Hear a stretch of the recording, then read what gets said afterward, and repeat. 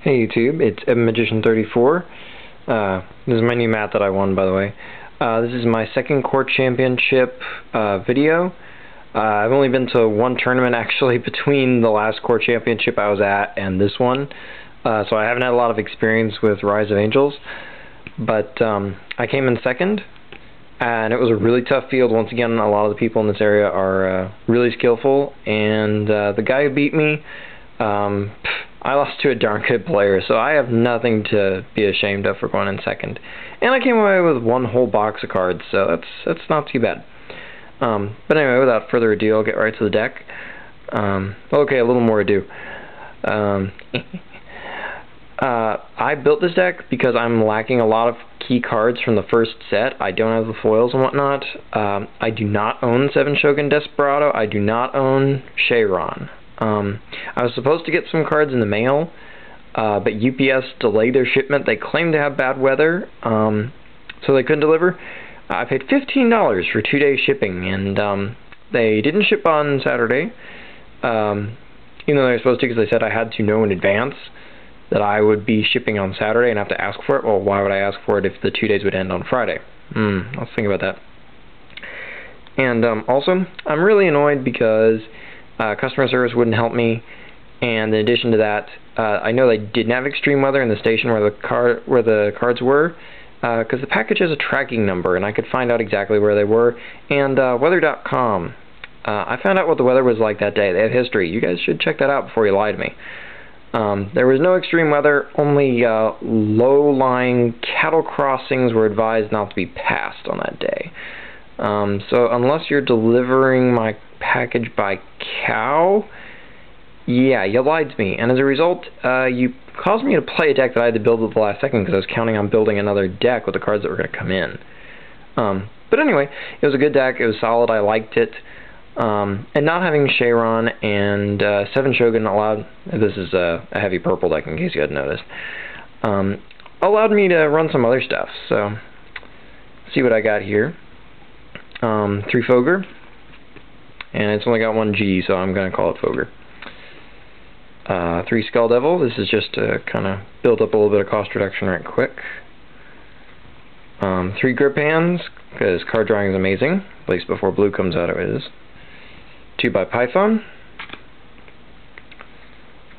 3 copies of Shazu, because he's awesome and he's a great combo card with Deadly Balance, of course.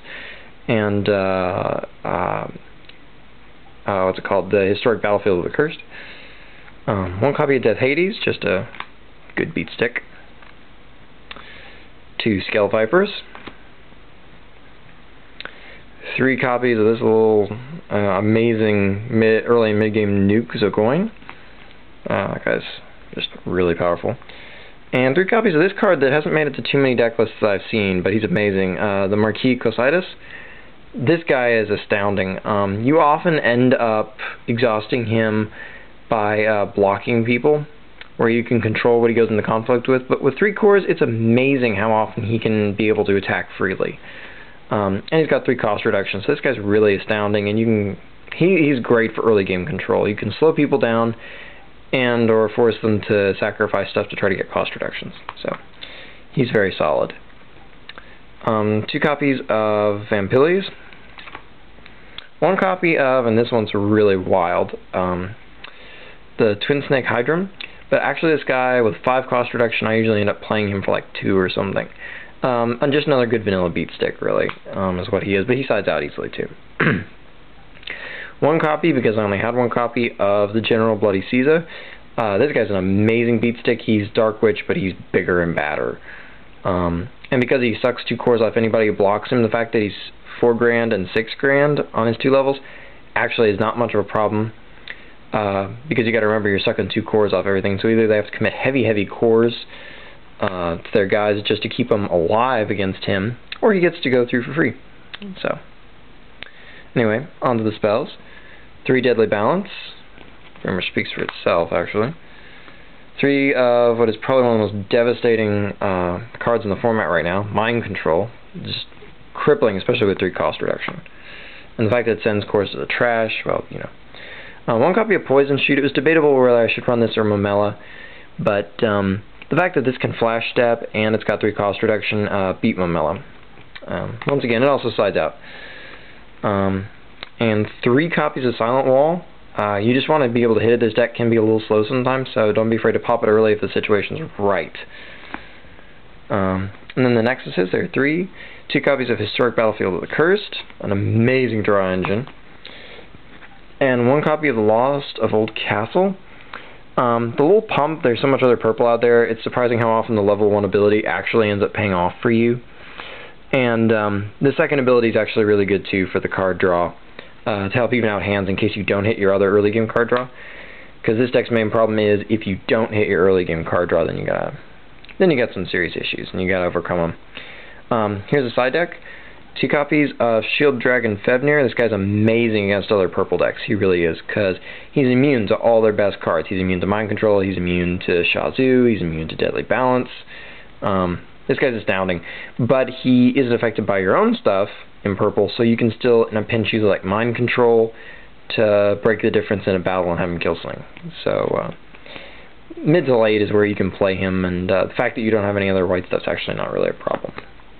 That guy saved my butt at least once. 1 copy of Bone Gladiator. 2 copies of Cemetery Aura, because this thing can really provide some early game kills if somebody's bringing out some beat sticks and you need to slow them down. Because essentially you jump levels really quickly when they're not expecting it by adding the cores. 2 copies of Buster Spear for those Nexus reliant decks that are giving you problems. And for the Weenie Rush, which can be a real problem, 3 copies of the Shackles of Doom. It really slows them down. Gives you the time to get your setup. So, there you go, side deck, main deck.